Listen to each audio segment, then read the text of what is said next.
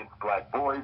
He's author of the upcoming book, Black Parent Advocate, The Art of War, for dealing with America's racist public and charter schools. He's also a blood relative to the great Frederick Douglass, former Minister of Education for Marcus Garvey's Universal Negro Improvement Association, and he's currently in the process of building the Frederick Douglass and Marcus Garvey Leadership Academy for Black Boys, which will be America's first learning institute for black boys based specifically on the principles of Pan-African nationalism and international economics. Brother Umar, that's a mouthful, but that's so beautiful. I am so impressed with your work, brother. I have to tell you, extremely impressed. But I would like for you, real quickly, because you just opened up a door, and I think we need to get some understanding. Explain Pan-Africanism to our audience, if you don't mind. Yes, Pan-Africanism could be summarized in three quick points. Number one, the universality of brotherhood and sisterhood for all people who are direct descendants of Africa. So for us, being African is the most important identifying label that we can recognize. Being African is more important than being Christian. Being African is more important than being Muslim. Being African is more important than belonging to a particular fraternity or sorority. We believe in the universality of Africanity for all African people. So we believe that we should unite based upon our common historical, cultural, and spiritual legacy. So identity is key. All African people are one family. Whether you're in Nigeria speaking Igbo, whether you're an Afro-Latino in Puerto Rico speaking Spanish, whether you're in Philadelphia speaking the King's English, whether you're in China speaking Mandarin, if you are a direct descendant of Africa, then we are all brothers and sisters. Number two, we believe in total self-reliance and self-determination for black folks, which simply means whatever is to be done for black people must be done by black people, and it must be done without any interference or participation from alien races.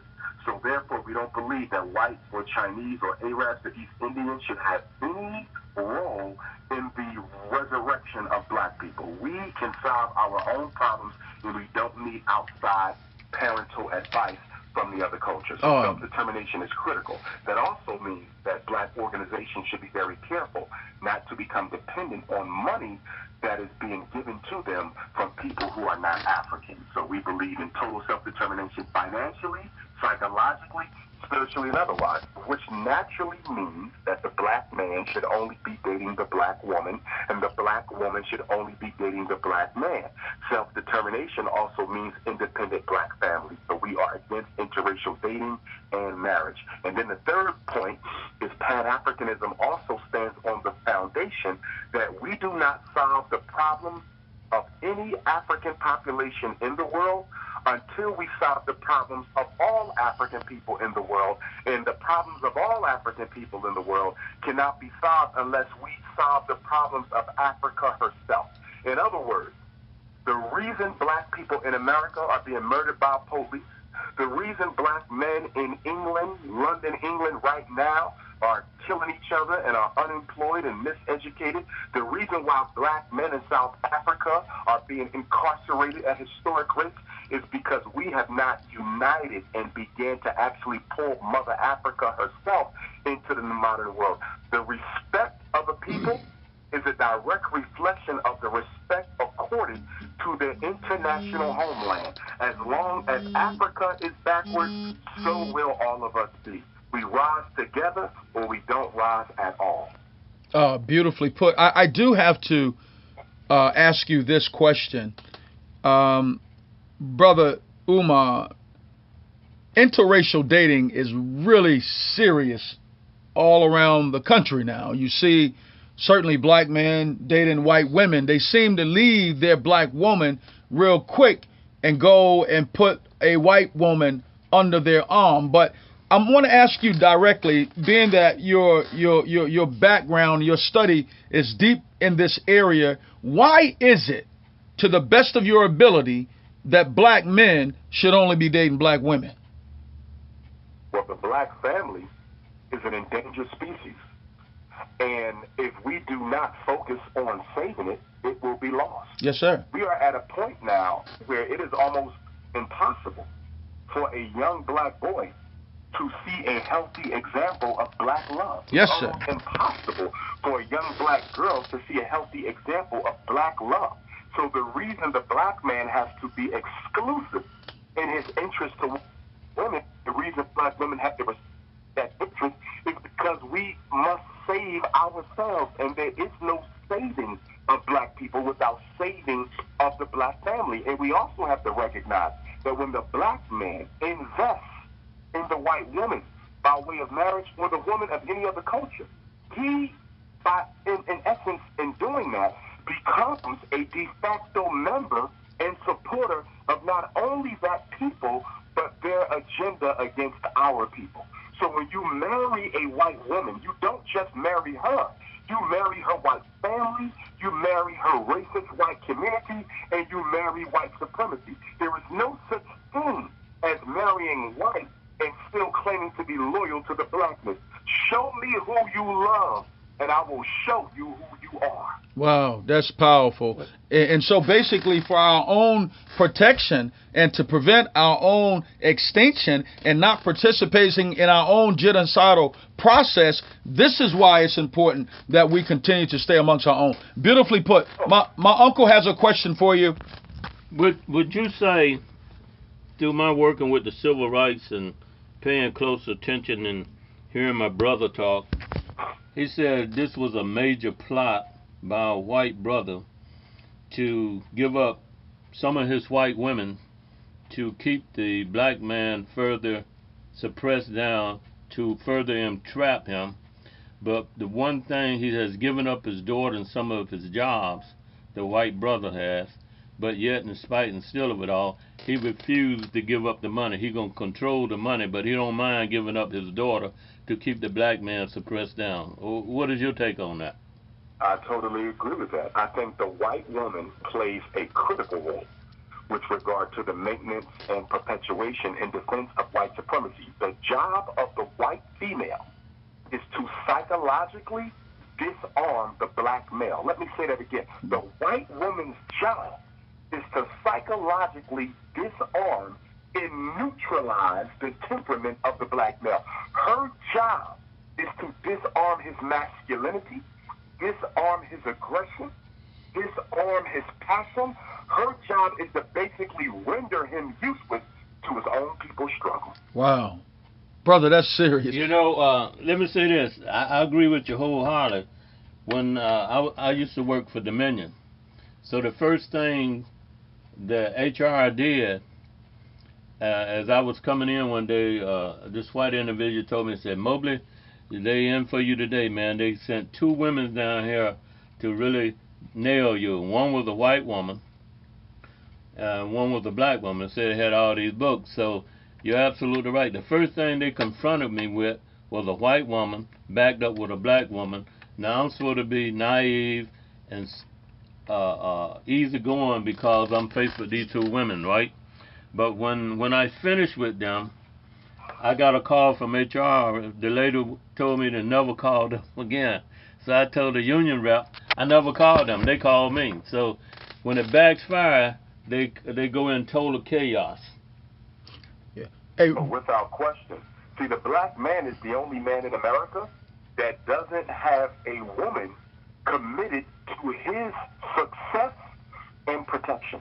The Chinese woman is committed to the success and protection of the Chinese man. The Arab woman is committed to the protection and success of of her mate. Every woman is unapologetically committed to the best interest of their man except the black woman. And I'm speaking systematically, not individualistically. So there are black women who are very much in support of the success and protection of black women, but as a black man. But as a population, black women are the least likely to speak up for the ills and evils that are put in front of their men. And part of that stems from the fact that the black woman is the only woman in America who out-earns and out-educates her mate. The black man is the only man whose wife is likely to out-earn him and out-educate him. In fact, one of the reasons that the welfare state was created was to stop black women from fighting to get their black men released from prison. So the white male came up with welfare programs. This way they could tell the black woman, you don't need no man because the government will provide for you while your husband is locked up. And that distracted the black woman from fighting for the release of black men behind prison. Welfare systems neutralized the black woman from being an effective champion for her men's rights. Wow. Brother Umar, talk to us about the upcoming event. You will be coming to Northeastern North Carolina on August the 31st. Share a few words with us regarding that. Yes, sir. It will be my very first time ever in Elizabeth City. Yes, sir. It'll be my very first time at Elizabeth City State University. We will be in the Fine Arts Auditorium Friday night, August the 31st, 6 p.m., doors at 4. All children 17 and under are free. All elders 65 and older are free. Everyone else can get their tickets at drumarjohnson.eventb.com, or they can also get them at the door. And we're going to be dealing with the school-to-prison pipeline. Public schools and charter schools is about to start back up, and I need the black parents of Northeastern North Carolina to come out and get an entire seminar on how to protect their children from the plot to put them in special ed, from the plot to diagnose them with ADHD, from the plot to have our boys sitting in classes where they're not learning, preparing them for prison. I need black parents to know that the learning disability is an opinion. The emotional disturbance is an opinion. ADHD is an opinion. None of these diagnoses are scientifically verifiable. But the reason they exist is to make sure the black male cannot outcompete the white male for political economic supremacy in this country. If it wasn't for school desegregation, there would be no special ed or ADHD. Well, so with that being said, are you telling me that you are not for, or you don't support school integration? No, I don't. Not at all. Nor did Charles Hamilton Houston and Thurgood Marshall. See, in their defense, the reason they fought to desegregate the schools is because they wanted our children to have access to the quality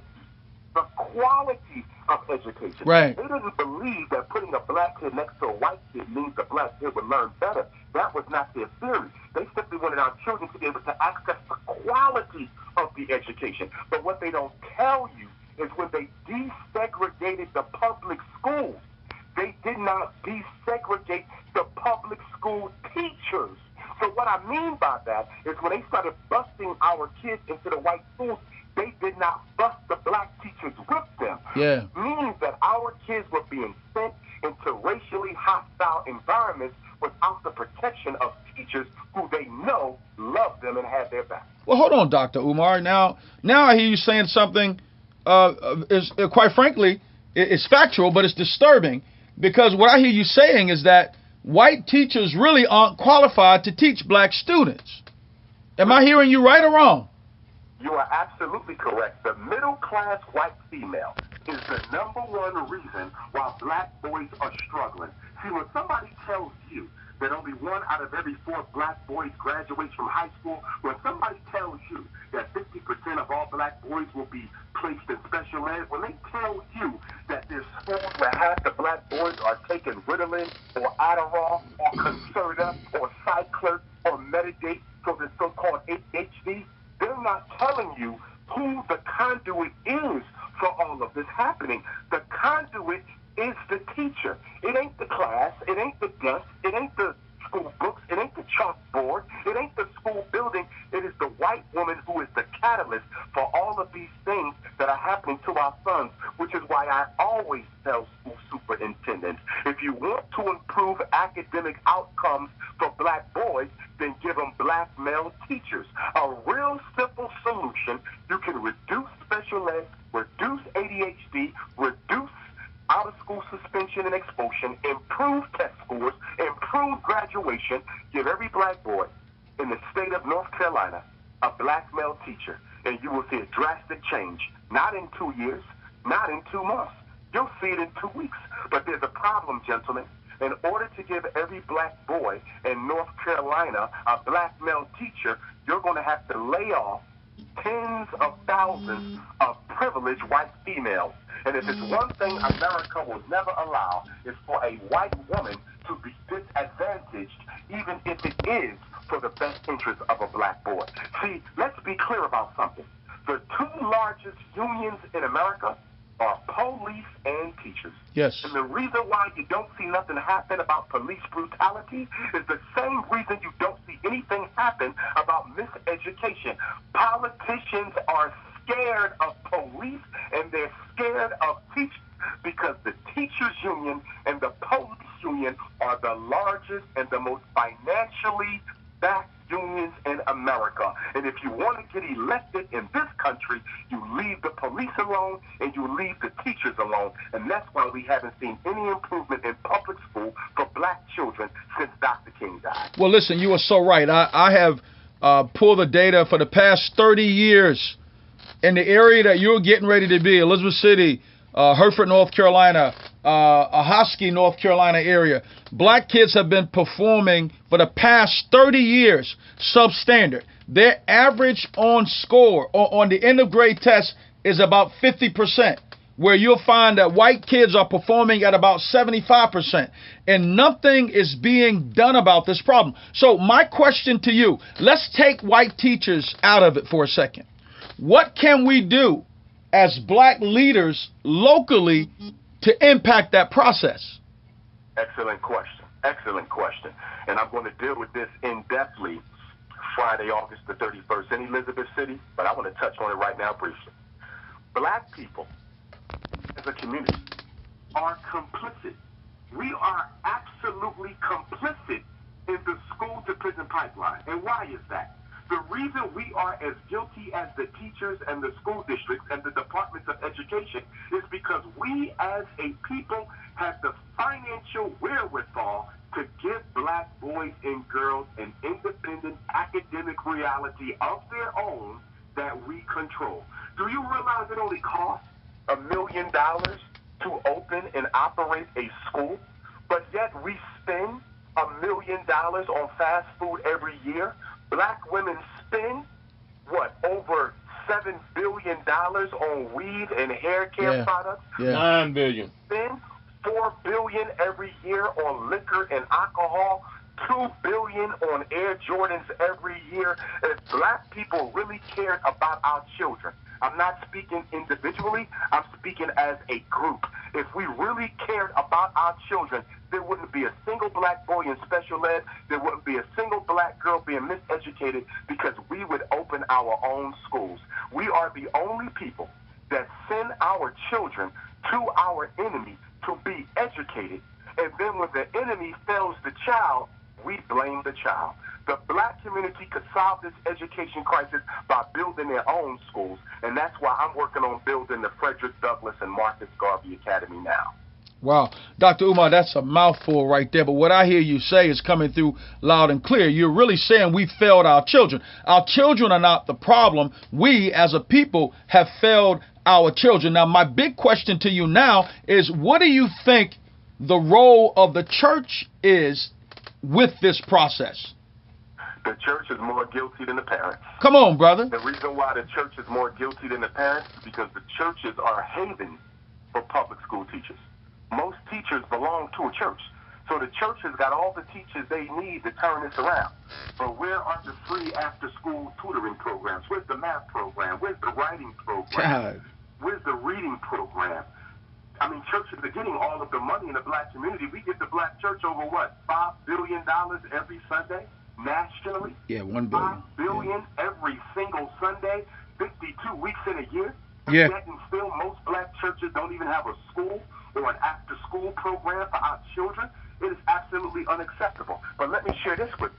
Please. The reason why churches are not involved in fighting to improve the schools is because the school systems have cleverly found out that if you pay the churches to shut up, will stay out of the struggle.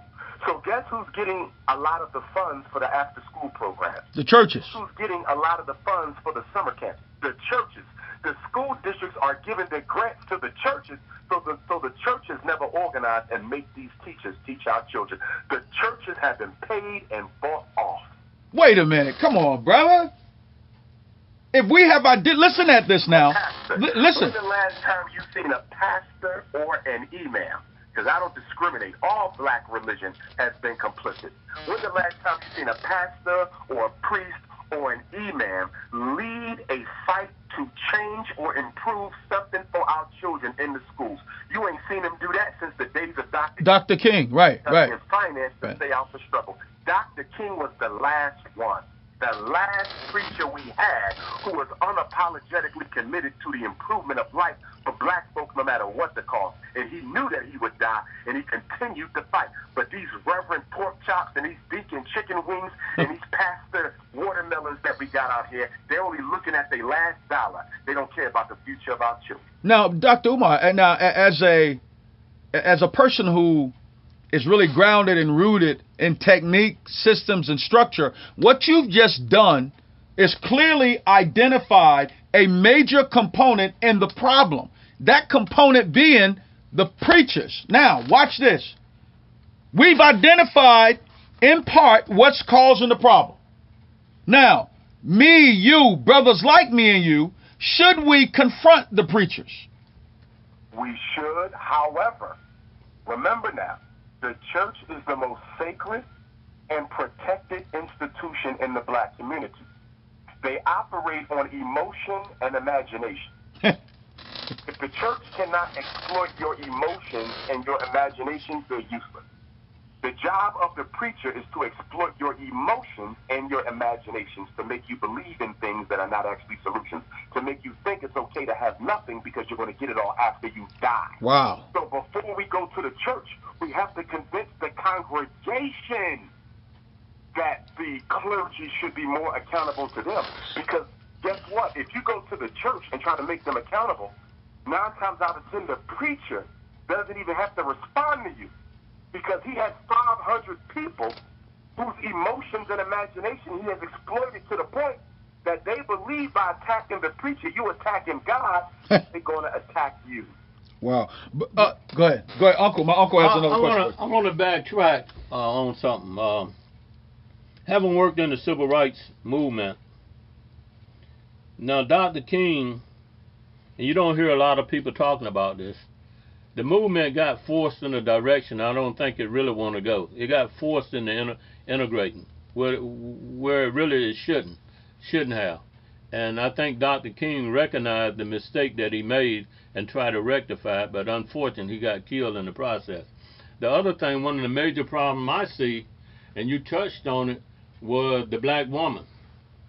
From the beginning of time, the black woman was the major figure in the household that brought her kids up, taught them Christianity, taught them right from wrong, but she's not doing it now based on what you just said because of the fact of the free money that she's getting.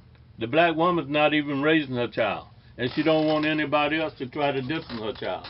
I have family members, all the people are going to discipline my child is me. I don't want nobody saying nothing to my child. Well, you know what I tell them? Don't let your child come to my house, because I'm not going to let your child run over top of me in my house or even my community in the neighborhood. So what you have is the black woman is not doing her job in the household because the system has forced the man out of the house.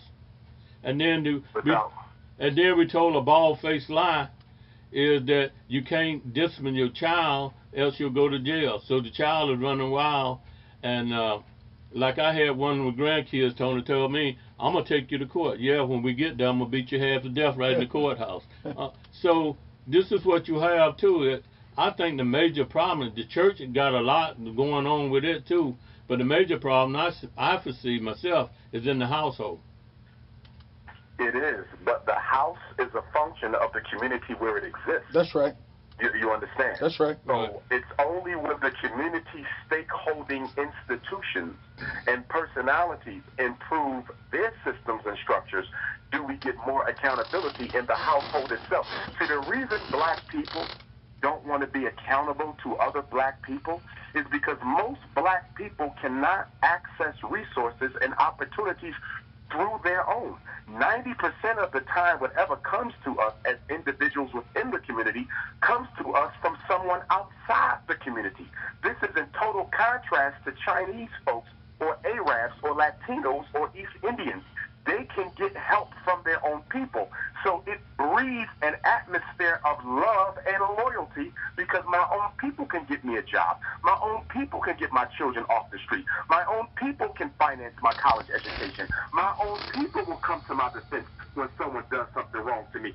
We don't have that. So black people are looking at themselves and they're saying, why should I be loyal to a community that doesn't do anything for me or my children? So because we lack infrastructure, until we build community infrastructure that can provide our people with opportunities, they will continue to be loyal to the person giving them the little bit that they are getting. And that is the United States government. And the problem with that is the same people giving our people homes and food is the same people killing them every night on the street.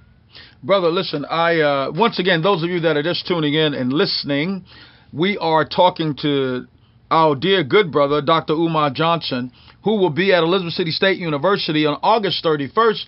The show actually starts at 6 p.m. Doors open at 4. Brother Umar, if you will, please give them the information for getting tickets once again. Yes, indeed. They can get tickets online at drumarjohnson.eventbee. That's EVENTBEE. drumarjohnson.eventbee.com. They can also get them at the door. If they would like to event at the event or they have any questions, they can call 252-493-6473. 252-493-6473. And they can also call or text my number, which is 215-989-9858. 215-989-9858. I'm coming. We want all the parents there. We want all the leaders there so they can understand what the school-to-prison pipeline is and what we can do to dismantle it. Brother Umar, I have a personal question that I want to shoot out there at you. I basically meet with local leaders, a part of a northeastern North Carolina political system about once a month. And I spoke with Sister, and I wanted to know if it would be possible, that before or after the show, we could have you to come in, brother, for 10 minutes, because what you have to share is so pertinent right now. We can't afford, being that you're going to be this close to us, to let you come in and then don't sit down face to face with at least 20, 30 of our local leaders who can make moves. We need them to hear what you have to say, and some of them may not be able to make the show. Would you be willing, brother, to perhaps come by my office or by my house either before or after the show, and we can continue this conversation with Sister, but I did want to plant that seed. Absolutely, we could do that. We could probably do it the morning after. I'm thinking the morning after would be good. Saturday morning. Oh, beautiful, brother. Raleigh, because I'll be speaking in Raleigh, North Carolina on Sunday, September the 2nd. So I'll be in Carolina for 2 events, Elizabeth City and then Raleigh. So that day between, that Saturday, would be a good opportunity to do that before I take the ride on down to Raleigh.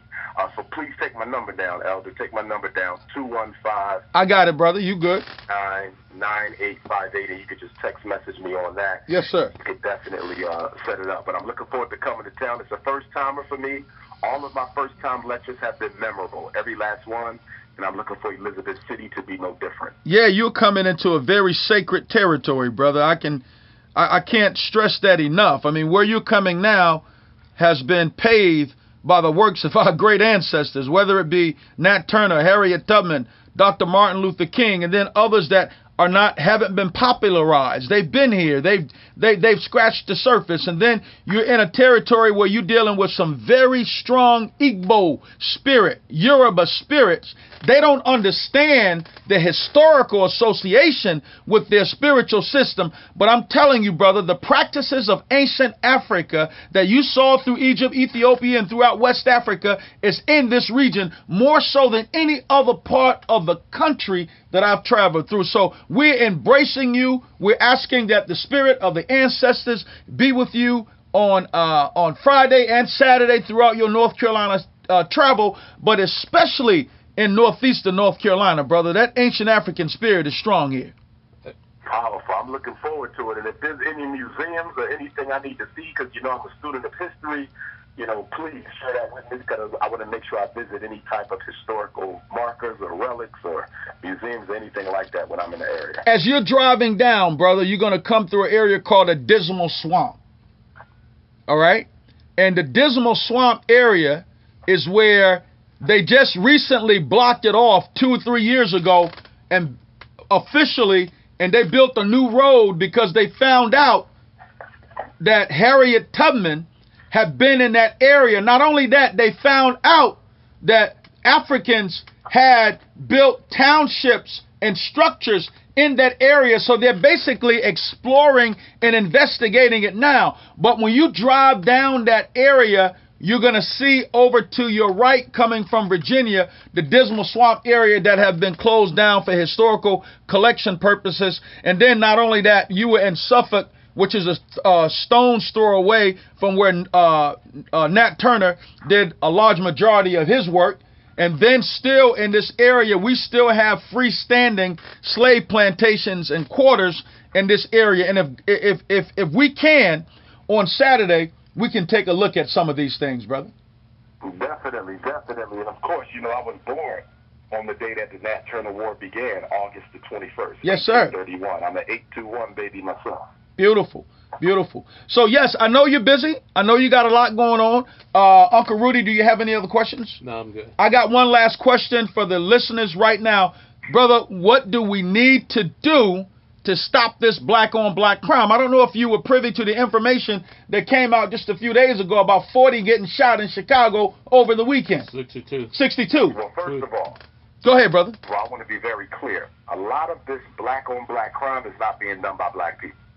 I believe without question, as was alluded to in this most recent First Purge movie, I believe without question that the government of the United States, as long as in cahoots with the state governments of America, particularly in Illinois, that they are bringing in, mercenaries and private armies for contract to help remove populations of black folks in areas that have been marked for gentrification. See, the problem with Chicago, what makes Chicago unique, it's the second largest black metropolis in America. Only New York City do you have more black folks. But at the same time, Chicago has been targeted for major gentrification, i.e. ethnic cleansing of black people. Yes. So how do you get rid of tens of thousands of black folks, without them being conscious of what you're trying to do?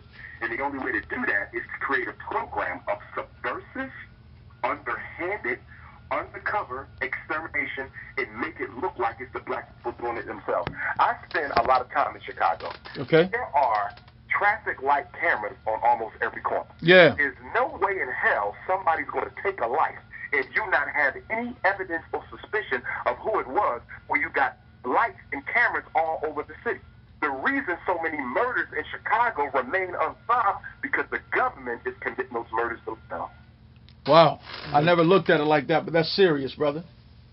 So, listen, Dr. Umar, once again, brother, thank you very much. And for those of you that have been listening and are just tuning in, it is on August the 31st at 6 p.m. the show starts. Doors open at 4 at Elizabeth City State University. You don't want to miss it. Please be there. One more time, Dr. Umar, give out your contact information for tickets.